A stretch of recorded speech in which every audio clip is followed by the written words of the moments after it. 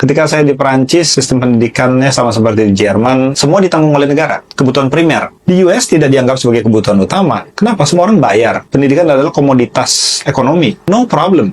Tapi mereka konsisten semua dengan itu. Ketika mereka masuk ke perguruan tinggi yang harganya mahal, karena itu komoditas ekonomi, perguruan tinggi tulis di depan, gaji lulusan kami segini. Indonesia itu neither nor. Kalau mau tersier, fine. Berarti semua warga negara bisa harus bayar uang sekolah untuk masuk ke dalam universitas. Oke, tapi kalau saya bayar uang sekolah dan saya investasi 5 tahun waktu saya lulus nggak bisa dapat kerja, boleh nggak saya nuntut universitasnya? Kalau saya beli jasa, terus keracunan makan, saya boleh nuntut restorannya nggak? Boleh kan? Kenapa kalau saya masuk ke universitas, kemudian universitas gelarnya nggak ada gunanya, saya nggak boleh nuntut universitasnya?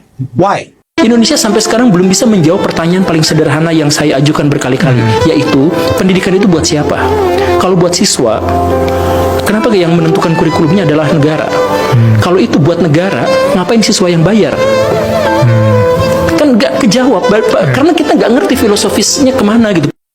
Di seluruh negara maju, Singapura, Australia, Selandia Baru, Jepang, atau negara-negara Skandinavia, Eropa Utara, dan sebagainya, pendidikan anak itu dimulai mereka baru diajarkan membaca dan menulis itu umur 10 tahun atau 9 tahun, katakanlah seperti itu. Sebelum itu mereka belajar moral dan pelajarannya bebas. Mereka tidak terikat, mereka tidak apa. Sederhananya seperti itu. Kalau seluruh negara maju seperti itu dan kita tidak jadi negara maju gara-gara kita sejak anak kelas 6 sejak usia 6 tahun anak sudah belajar bahasa Inggris, kan artinya kita salah. Kok dipertahankan? Kan misalkan ada data, ada fakta. Pak Menteri Pendidikan bilang kalau misalkan ngasih PR terlalu banyak buat anak bodoh. Kok masih dilanjutkan? Kenapa masih dilanjutkan? Apa yang jadi masalah untuk itu?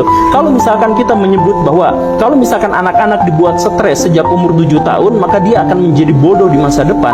Datanya ada, penelitiannya ada, jurnalnya ada, semuanya ada. Tetapi kenapa kita bertahan masih di situ? Bahkan ketika Pak Presiden ngomong, guru-guru jangan terlalu ribut sama namanya administrasi. Guru-guru silakan langsung ke anak-anak, tapi ngasih materi-materi yang real. Misalkan bahkan ketika Presiden ngomong seperti itu, kita tidak melakukan itu.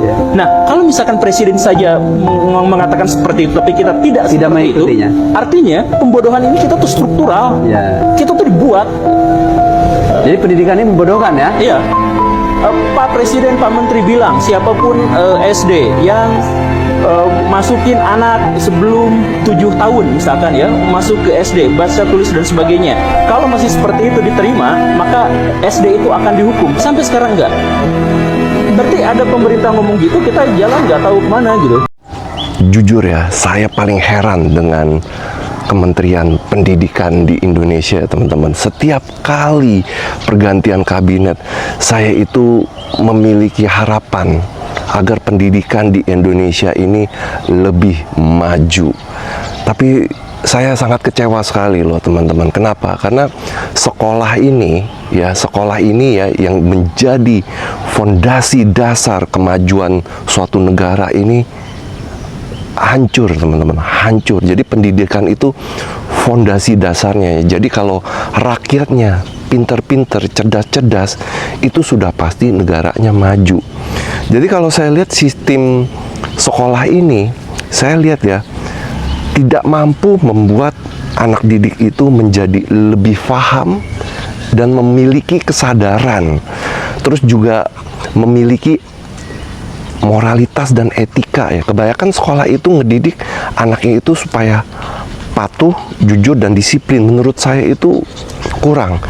Terus anak-anak itu cenderung tidak kreatif dan tidak punya inisiatif.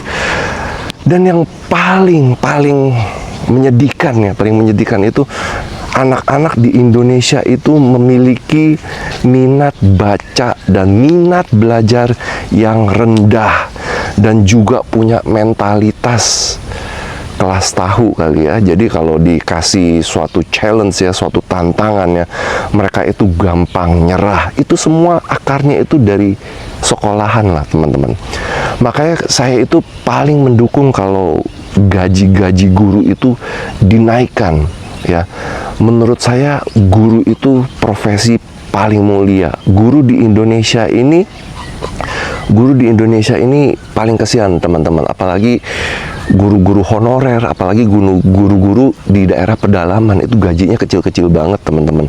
Nah, saya lebih respect terhadap orang-orang seperti itu ya. Mereka mau berkorban demi bangsanya, tapi jarang sekali dihargai. Jadi ya, Menteri Pendidikan di Indonesia saat ini saya lihat menyedihkan sekali lah. Sampai kapan mau maju kalau sistem pendidikan ini masih dibuat itu seperti sistem pendidikan apa namanya, primitif.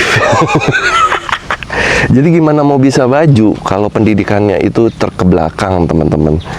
Jadi ini saya ungkapkan curahan hati ini karena saya itu cinta Indonesia dan ingin Indonesia itu maju. Setuju gak teman-teman? Bagi kalian yang sudah nonton, saya doakan kalian semua berhasil, hoki kaya raya, sehat dan bahagia selalu. Salam cuan.